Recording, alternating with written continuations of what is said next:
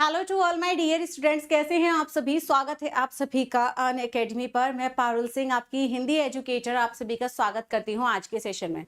So guys, आज के session में हम लोग बात करने वाले हैं अपने खुद के सिलेबस के ऊपर, अपने खुद के टॉपिक के ऊपर, अपने खुद के विषय के ऊपर, जो कि हमारा विषय हिंदी साहित्य है। जैसा कि आप लोगों को पता है, मैं आपकी हिंदी साहित्य की एजुकेटर हूँ। अन अकेडमी पर आप सभी को हिंदी साहित्य पढ़ाती हूँ।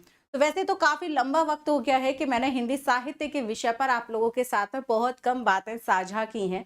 मैक्सिमम बातें आप लोगों को मेरी या तो पेड की क्लास में देखने को मिलेंगी, या फिर मैक्सिमम टॉपिक्स पर, किस टॉपिक पर ध्यान देना है, कैसे पढ़ना है, स्ट्रैटेजी क्या होनी चाहिए, हिंदी साहित्य को लेकर कैसे आप लोगों को प्रेपरेशन करनी है, ये सारी स्ट्रैटेजीज आप लोगों को जो है अन अकेडमी के ऐप पर देखने को मिलेंगी। लेकिन क्यों ना, चूंकि अब एग्जाम का समय है, तो क्यों ना आप लोगों के साथ भी, सभी के साथ में इक्वली इस बात को साझा किया जाए कि अगर आपका विषय हिंदी साहित्य है तो कौन से टॉपिक्स पर आप लोगों को ज्यादा फोकस करना है और हमें किन यूनिट से कौन कौन से टॉपिक ज्यादा पढ़ने हैं, हमारे कौन कौन से यूनिट्स हैं जिस पर हमें मैक्सिमम फोकस करते हुए चलना है। तो चलिए बिना किसी देरी के आज के सेशन को शुरू करते हैं, जिसमें से मैं आप लोगों को बताने वाली हूं कि कौन से टॉपिक ज्यादा जरूरी हैं, कौन से टॉपिक ज्यादा महत्वपूर्ण है, किन टॉपिक्स को ज्यादा पढ़ने का प्रयास करना है। तो यहाँ पर आज के सेशन में हम लोग इन सभी बातों पर बात करने वाले हैं। तो चलिए शुरू करते हैं बिना किसी देरी के आज के सेशन को।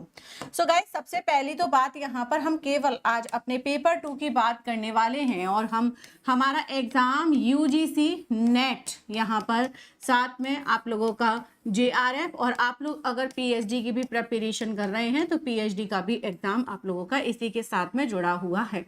अब बात कर लेते हैं कि मैम हमारे पास एग्जाम एक ही बार में हमें जो है वो तीनों एग्जाम क्वालिफाई जो है, ऐसा स्कोर कार्ड जो है वो मेरे पास आ जाए जिसमें मेरे तीनों ही एग्जाम जो है मुझे एक बार में क्वालिफाई दिख जाए। लेकिन मुझे एक सही स्ट्रैटेजी चाहिए, सही मेरा माइंड मेकअप जो है वो बहुत अच्छे से होना चाहिए, साथ ही सारी चीजें जो है वो मुझे अच्छे से पता होनी चाहिए। इस बारे में हम लोग आज के सेशन में बात करेंगे, ठीक है। सो गाइज, यहाँ पर मैं आप लोगों को बता दूं, आप लोगों के पास जो पेपर 2 है, ठीक है। जैसे हमारा पेपर 2 की अगर मैं बात करूं, जिसका हमारा कोड क्या है, कोड की यहाँ पर आप लोगों को अपने विषय का कोड जरूर पता होना चाहिए। और हमारा विषय कौन सा है, हमारा विषय है हिंदी साहित्य, ठीक है।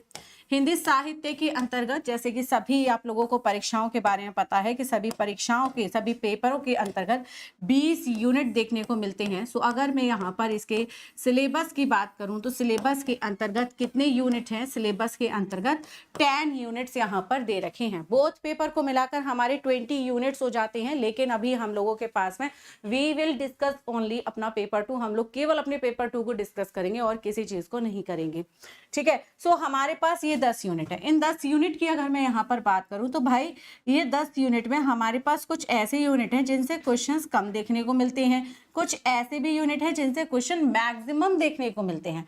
तो सबसे पहली जो हमारी यूनिट है, जिसका नाम है हिंदी भाषा का विकास, ठीक है। हिंदी भाषा का विकास, उद्भव और विकास, यहाँ से ये हमारी सबसे पहली यूनिट है। दूसरी यूनिट आप लोगों को देखने को मिलेगी हिंदी साहित्य का इतिहास, हिंदी साहित्य का इतिहास, ठीक है। इन 2 यूनिट की, 2-2 करके यूनिट की, या फिर 3-3 यूनिट करके यहाँ पर हम डिस्कस करते हैं, ठीक है। तीसरी यूनिट है हमारी कौन सी, साहित्य शास्त्र। ये 3 यूनिट है। अब बात करते हैं कि मैम इन तीनों यूनिट में से सबसे ज्यादा मैक्सिमम क्वेश्चंस जो हैं वो किस यूनिट से आते हैं।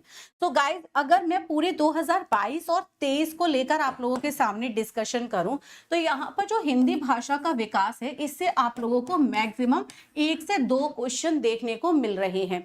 अगर मैं केवल 23 की बात करूं तो हिंदी साहित्य के इतिहास से आपको 2 क्वेश्चन, जिसमें एक हिंदी साहित्य का इतिहास शुक्ल जी वाला एक क्वेश्चन था, एक क्वेश्चन और था जो कि पद्धति से था, साहित्य की पद्धति लेखन से था। ये 2 क्वेश्चन लगभग तो यहाँ पर पहली और दूसरी यूनिट से 2 क्वेश्चन पूछे गए। लेकिन अगर मैं बात करूं तो कि ये यूनिट में से ऐसा कुछ भी नहीं है जो हमारे लिए महत्वपूर्ण हो। तो चलिए इन दोनों यूनिट में से कुछ महत्वपूर्ण टॉपिक्स को निकाल देते हैं। तो इसमें से आपको क्या पढ़ना है, पहली यूनिट में से आप लोगों को संवैधानिक विकास पढ़ना है। भाषा का जो संवैधानिक विकास हुआ है, इस टॉपिक को आप लोगों को पढ़ना है। ठीक है। इसके साथ ही साथ जब आप इस टॉपिक को पढ़ लेंगे तो आप लोगों को क्या पढ़ना है, आप लोगों को बोलियां पढ़नी है। किस उपभाषा से बोलियां विकसित हुई हैं, कितनी भाषाएं हैं, कितनी उपबोलियां हैं, साथ ही कितनी उपभाषाएं हैं, कौन कौन सी बोलियां विकसित हुई हैं, कहाँ कहाँ पर बोली जाती हैं, बोलियों का क्षेत्र कौन कौन सा है, कौन से अपभ्रंश से निकली हुई हैं। ठीक है। बाकी अगर व्याकरण की बात करें तो आप लोग इतने परिचित हैं कि अगर सिंपल सा समास पूछेगा आप बता देंगे, अरबी फारसी शब्द अगर पूछेगा आप बता देंगे। ठीक है। अगर आप लोगों से तत्सम तद्भव पूछता है तो भी आप बता देंगे, क्योंकि ये क्वेश्चन इजी रहते हैं।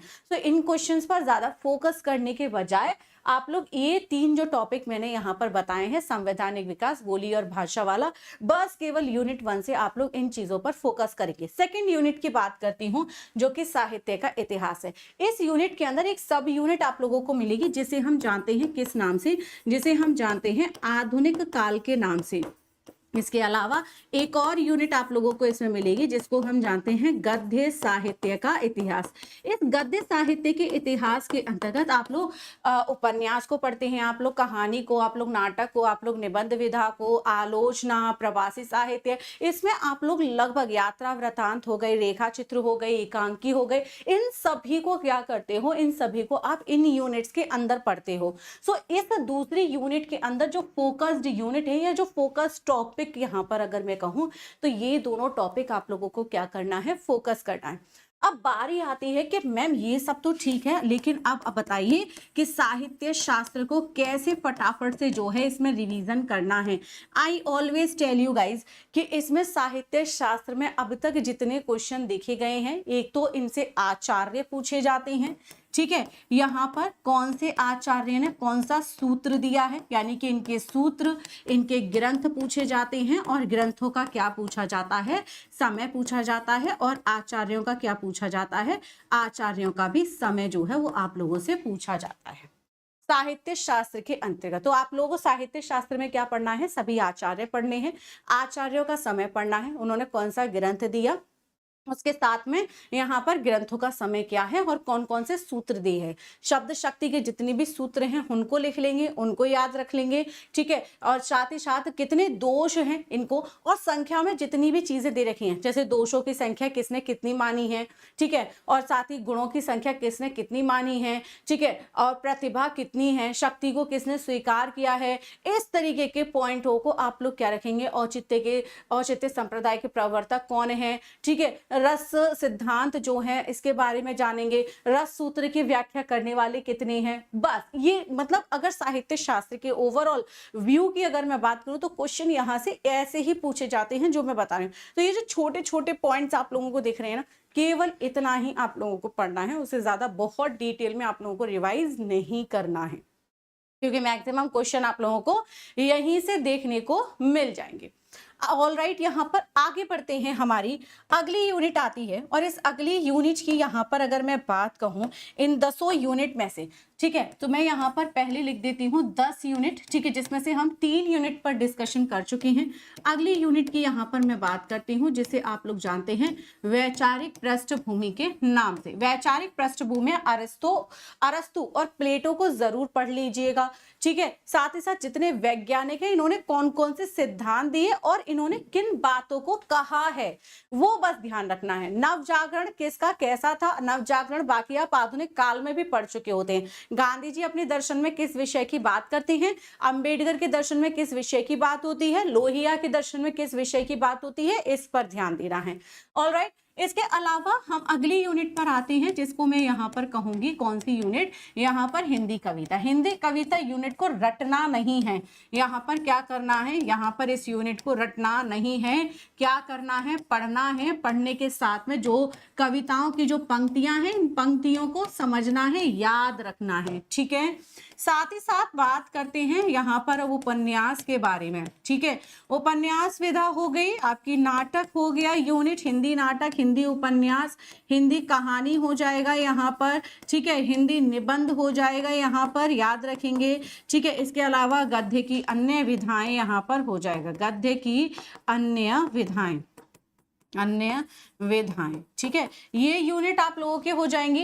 इन यूनिट में से आप लोगों को कौन से टॉपिक पर फोकस करना है तो ये भी जान लो। सो सभी यूनिट में से आप लोगों को जिन पॉइंट्स पर फोकस करना है, यहाँ पर कौन कौन से पात्रों पर, अगर कोई अंक है तो अंक, अगर कोई दृश्य है तो दृश्य, पात्रों में मुख्य और गौड़ दोनों पात्रों को याद रखेंगे, मुख्य और गौड़। ये शॉर्ट नोट्स प्रिपेयर करेंगे। इनके अंक कितने हैं, दृश्य कितने हैं, ठीक है। अगर कोई महत्वपूर्ण बात कही गई है तो वो महत्वपूर्ण बात, वो महत्वपूर्ण कथन याद रखेंगे। अगर कोई दृश्य दर्शाया गया है, वो नाटक में अगर मंचन हुआ है तो मंचन कहाँ पर हुआ, कैसे हुआ, नाटक कितनी बार प्रकाशित हुआ, अगर लेखक ने किसी नाटक में संशोधन किया है तो वो संशोधन। साथ ही साथ यहाँ पर आप लोगों को अगर किसी के अंदर कोई गीत, कोई कविता गाई गई है, चाहे वो उपन्यास है, नाटक है, कहानी है, निबंध है, तो ये सारे पॉइंट आप लोगों को याद रखने हैं, इसमें से याद रखने हैं। क्लियर हुआ यहाँ तक? सो ये सारे पॉइंट्स हैं जो कि आप लोगों को हिंदी साहित्य के अंदर याद रखने वाली चीजें हैं। शॉर्ट नोट्स ऐसे प्रिपेयर होंगे और इन टॉपिक्स पर ऐसे ध्यान देना है। ऑलराइट, ये लास्ट के 10 डेज में आप लोग इन शॉर्ट नोट्स को अपने पास, अभी से आई होप कि आपने ये शॉर्ट नोट्स प्रिपेयर कर लिए होंगे। लास्ट के दिनों में इन शॉर्ट नोट्स को प्रिपेयर करके आप लोग पढ़ें। साथ ही साथ आप लोग ऑफलाइन PYQ जरूर लगाएं, ऑफलाइन मॉक पेपर, किसी बुक से मॉक पेपर जरूर लगाएं। आपके पास कोई भी बुक जो मार्केट में अवेलेबल हो उस बुक के साथ जरूर जाएं, बुक के साथ मार्केट में या बुक जो भी मिल जाए, OMR शीट जो है वो भरना जरूर शुरू कर दें, ताकि जितनी भी गलतियां होंगी वो घर पर ही होंगी, एग्जामिनेशन हॉल में गलतियां नहीं होंगी। टाइम मैनेज हो जाएगा, 3 घंटे हैं, कोई ब्रेक नहीं है, 20 यूनिट है, पेपर 1 को भी अगर इंक्लूड करते हैं तो। क्लियर यहाँ तक सभी को? आई होप कि इतनी बात सभी को समझ में आ गई होगी। अब थोड़ी सी चर्चा कर लेते हैं यहाँ से कि मैम ये सब तो ठीक है, लेकिन बाकी मुझे आपकी फ्री क्लासेस देखनी है, तो मैं आपकी फ्री क्लासेस को कैसे ज्वाइन करूं? क्योंकि मुझे कथन निष्कर्ष वाले क्वेश्चन, रचना और रचनाकार वाले क्वेश्चंस में हमेशा डाउट होता है। तो मैं आप लोगों के लिए फ्री क्लासेस लेकर आ रही हूँ 23 से 23 तारीख से 23 मई से। यहाँ पर आप लोग क्या करेंगे, पारुल सिंह के नाम से मुझे फॉलो कर लेंगे, PARULSINGH। जैसे ही पारुल सिंह यहाँ पर आप सर्च करेंगे, मैं आप लोगों को यहाँ पर विजिबल हो जाऊंगी, आप मुझे फॉलो कर लेंगे। ऑल राइट, तो फॉलो करने पर आप मेरी स्पेशल क्लासेस में जुड़ जाएंगे जो कि बिल्कुल फ्री ऑफ कॉस्ट हैं।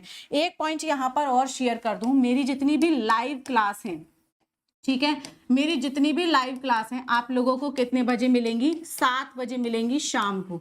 कब मिलती हैं? शाम 7 बजे। ठीक है, कहाँ पर? Unacademy live NTA UGC net पर शाम को 7 बजे ये क्लासेस आप लोगों को प्रोवाइड होंगी। ऑल राइट गाइस, यहाँ तक क्लियर है, डन है सभी को? चलिए, तो आज के लिए तो इतनी ही, मुलाकात करते हैं। बाकी का फॉलो करना बिल्कुल मत भूलना, लाइव क्लासेस में जुड़ना बिल्कुल ना भूलना। इस रविवार मैंने आप लोगों के लिए हिंदी नाटक मैराथन ली हुई है। इस रविवार, जो आने वाला रविवार है, फिर से इस रविवार को आप लोगों के लिए एक और बढ़िया शानदार सी मैराथन ली जाएगी। जुड़ना बिल्कुल नहीं भूलना है, ध्यान रखेंगे, आपके लिए ही हम हैं।